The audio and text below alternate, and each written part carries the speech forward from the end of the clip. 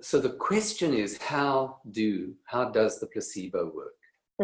And what is happening when what is somebody takes a sugar pill or has an operation on a knee that's sore and swollen, but they just have two little nicks and they feel heaps better? What is going on there?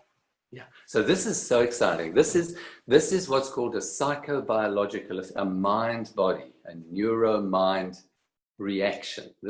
So what happens is something, and it's unconscious, in the person's mind turns on and causes changes in their body.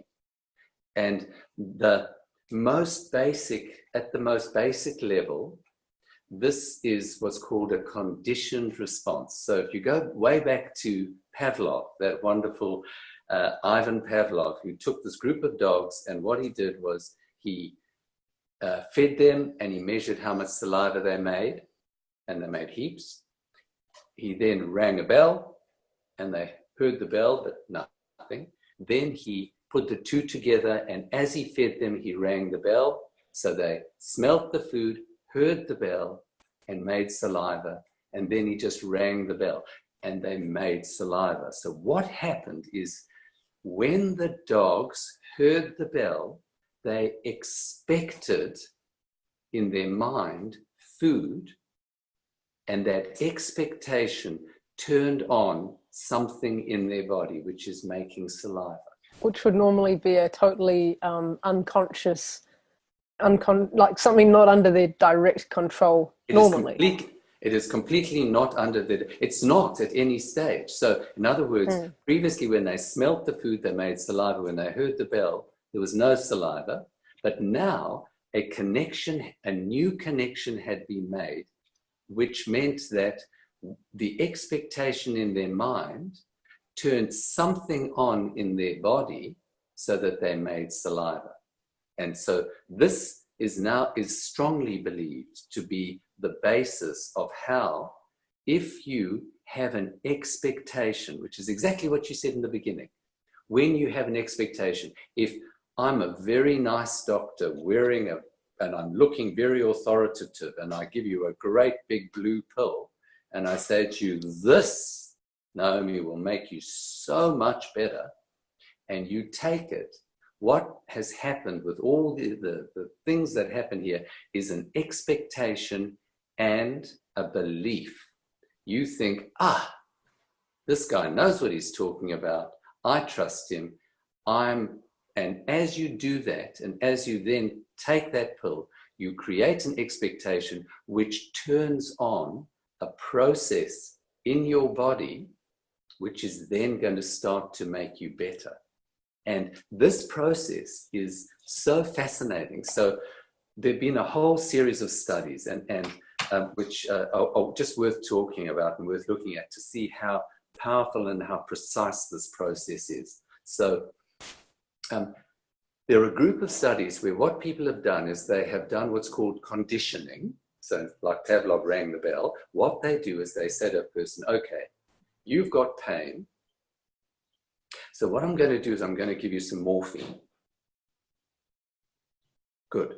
At some stage, I'm going to stop the morphine and I'm going to give you a pill that looks exactly and tastes exactly the same as morphine. And let's see what happens. So that's continuation of treatment. Okay.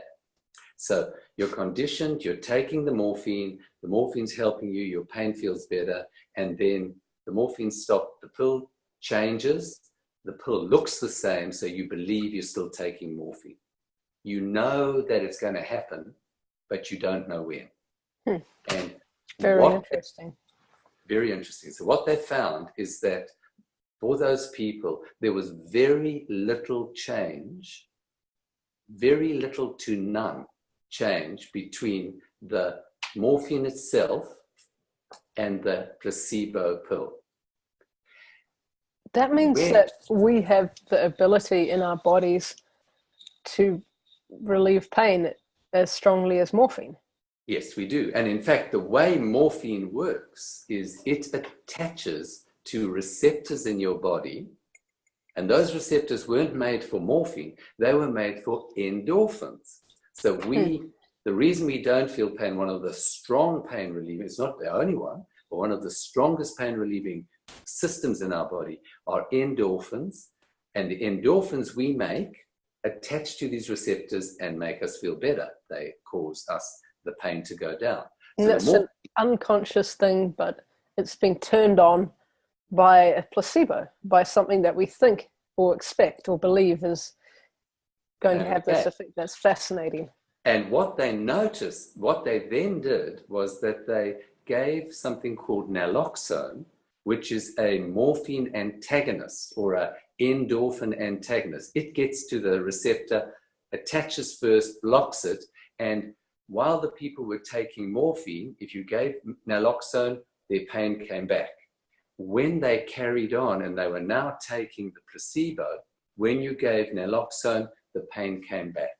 So it was very clear that the person was, the morphine itself was causing an effect. When the morphine stopped, you made enough endorphin to give you exactly the same effect. Wow. Which is very cool.